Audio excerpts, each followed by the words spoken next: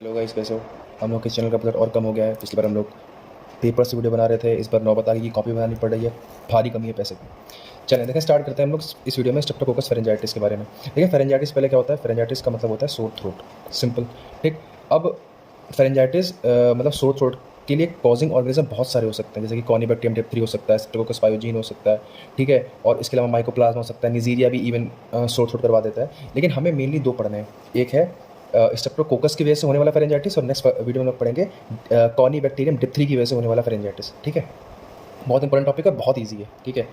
क्योंकि ये नॉर्मल क्या है भाई, गले में खराश वाली चीज़ है ये, बस इसको फैंसी सा नाम दिया है स्ट्रेप्टोकोकस फेरेंजाइटिस। देखो, स्ट्रेप्टोकोकस फेरेंजाइटिस कॉज करता है एक बैक्टीरिया जिसका नाम है स्ट्रेप्टोकोकस पायोजीन। ठीक। एक मिनट फैन ऑफ कर देता हूँ भाई।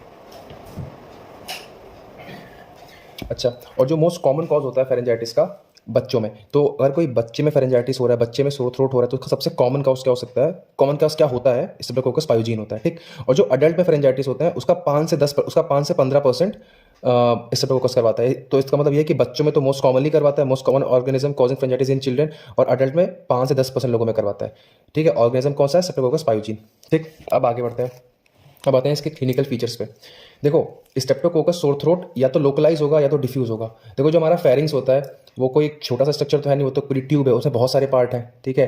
टॉन्सिल्स आता है, फिर ओरोफेरिंग्स आता है, नेजोफेरिंग्स आता है, हाइपोफेरिंग्स आता है। तो अगर उसमें इन्फेक्शन लोकलाइज है, फेरिंग्स से कुछ ही पार्ट को अफेक्ट कर रहा है, और मोस्ट कॉमनली करता है टॉन्सिल को, तो ये लोकलाइज हो सकता है। या फिर अगर पूरी फेरिंग्स की ट्यूब भी इन्वॉल्व हो गई है, इतना खतरनाक इन्फेक्शन है कि पूरे फेरिंग्स में स्वेलिंग आ गई है, तो हम लोग उसे बोलते हैं डिफ्यूज, या फिर इसे बोलते हैं फेरेंजाइटिस। लेकिन कॉमनली हम लोग टर्म फेरेंजाइटिस नॉर्मली टॉन्सिलाइट मतलब यूज कर सकते हैं सोर थ्रोट के लिए। ठीक है।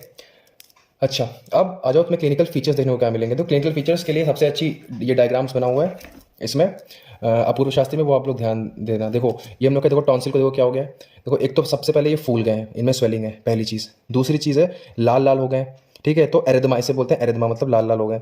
तीसरा, ये देखो एक्जुडेट्स बने, वाइटिश वाइटिश, ये क्या है, एक्जुडेट्स मतलब वही पस। ठीक है, पस बन गई है। सो जो टॉन्सिल होते हैं वो एरिदमा करा देते हैं, swelling of pharyngeal mucosa with purulent exudate formation. ठीक है। विथ प्यूरुलेंट मतलब पस, एक्जुडेट फॉर्मेशन। ठीक। अब आ जाओ यंग चिल्ड्रन में।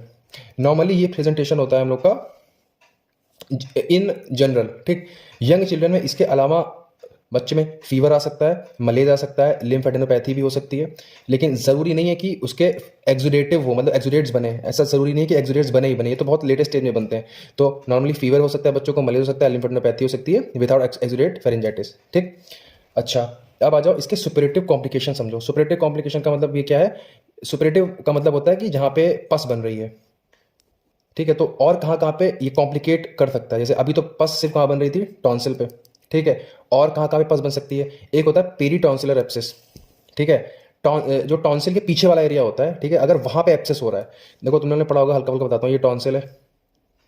ठीक है। और इसके पीछे एरिया होता है, तो अगर पस यहाँ आ रही है, इसे हम लोग बोलते हैं पेरी टॉन्सिलर एप्सिस। ठीक। ये इसका कॉम्प्लिकेशन हो सकता है, अगर तुमने ठीक नहीं किया तो धीमे धीमे पस बनते बनते वहाँ चली जाएगी। रेट्रोफेरेंजियल एप्सिस, देखो जो हम लोग का फेरिंग्स होता है वो जो मतलब बता रहा हूँ हल्का फुल्का, हालांकि थर्ड ईयर की चीज़ है। जैसे कि मान लो ये मेरा माउथ है और ये फेरिंग्स है। ठीक है। और ये वाला पार्ट जो है, एक कैसे बनाऊँ यार, हाँ, ये वाला पार्ट मान लो नेजोफेरिंग्स है, वाला पार्ट मान लो ओरोफेरिंग्स है, और वाला पार्ट मान लो हाइपोफेरिंग्स है। ठीक है। तो हम लोग की जो फेरिंग्स की पोस्टीरियर वॉल होती है, पोस्टीरियर वॉल, उसमें कई जगह पे फेरिंजियल मसल्स एब्सेंट होती हैं। ठीक है। तो वहाँ पे एप्सिस पहुँचने के बहुत चांसेस रहते हैं, वहाँ से एप्सिस पीछे की ओर चला जाता है। ठीक है। इसे बोलते हैं रेट्रोफेरेंजियल एप्सिस, मतलब फेरिंग्स के पीछे जा रहा है, तो रेट्रोफेरेंजियल एप्सिस।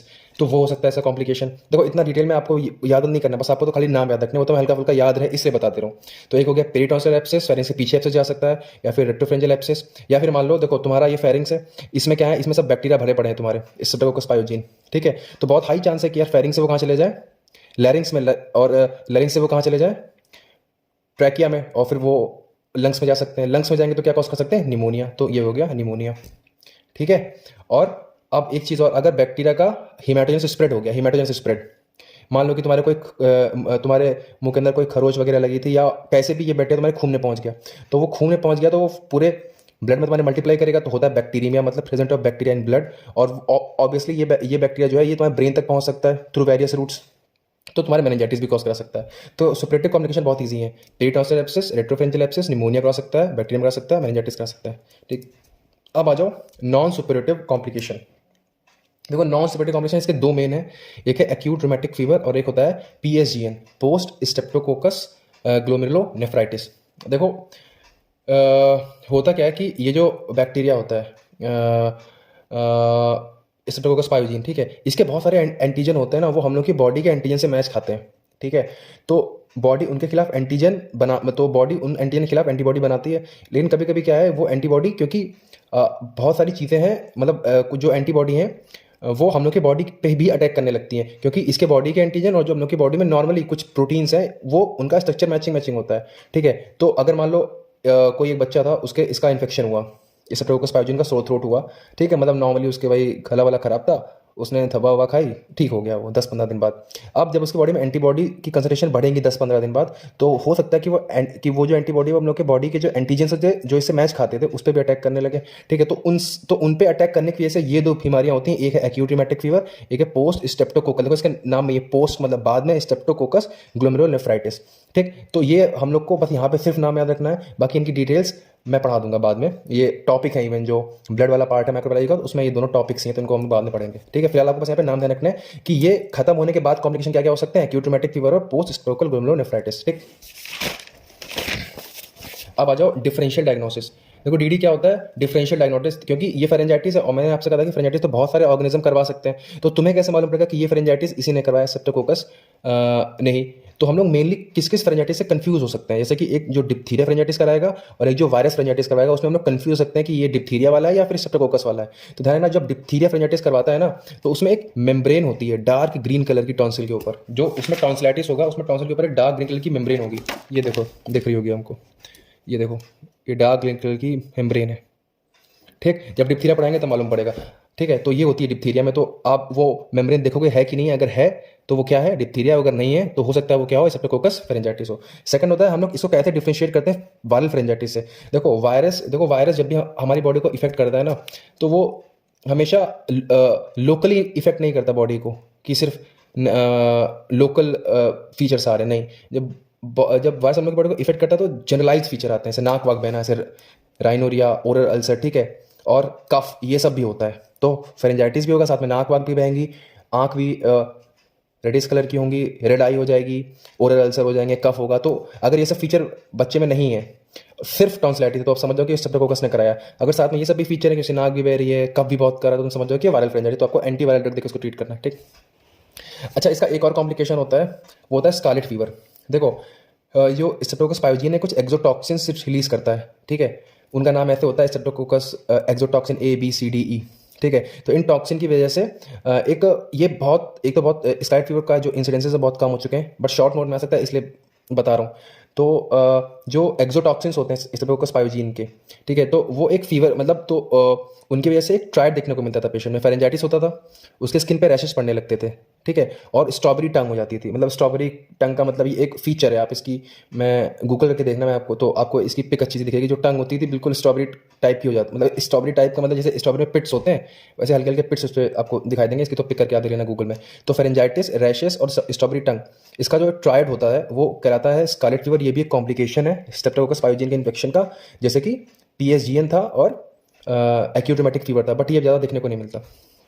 अब आ जाओ इसकी लैब डायग्नोसिस भी बहुत आसान है।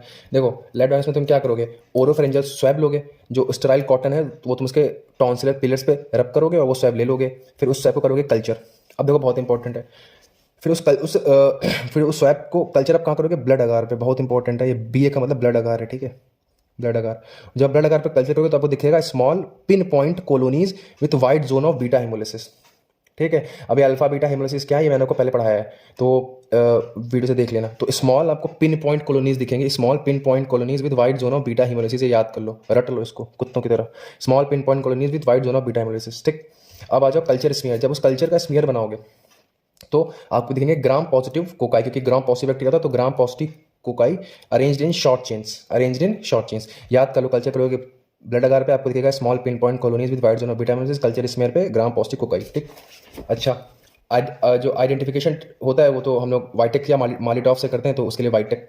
फिर rapid antigen detection test, RET का मतलब रैपिड एंटीजन डिटेक्शन टेस्ट। देखो इसमें हम लोग क्या करते हैं, इसमें हम लोग जो ग्रुप ए कार्बोहाइड्रेट एंटीजन होता है इसका स्ट्रेप्टोकोकस के अंदर, उसको टेस्ट करते हैं, देखते हैं कि वो पेशेंट में है कि नहीं, क्योंकि ये एक रैपिड टेस्ट है, मतलब जल्दी पेशेंट आया, हमने उसका सैंपल लिया, फिर उसको 1-2 घंटे में हमें रिजल्ट देना है। ये रैपिड टेस्ट होता है। तो हम लोग इसमें क्या वो करते हैं, detect group A carbohydrate antigen.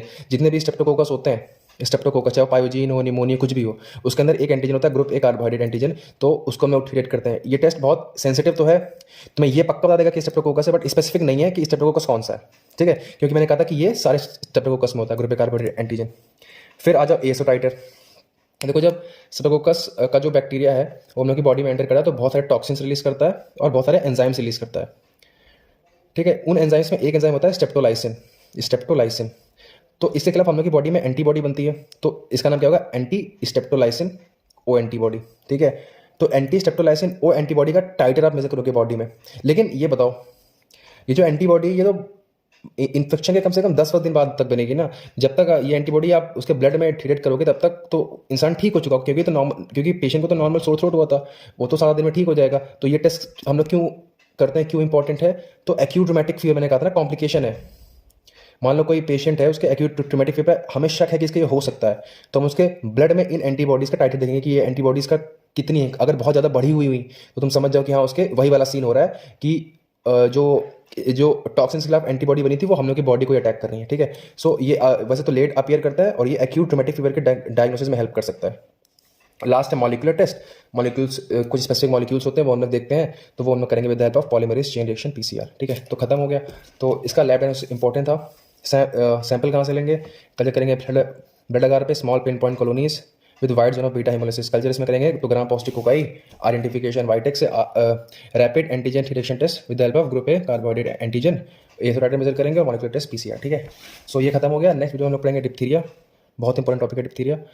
और जो इसके नोट्स हैं वो आपको टेलीग्राम चैनल पे मिल जाएंगे, उसका लिंक डिस्क्रिप्शन में मिल जाएगा, ठीक है। Thank you, bye, good night.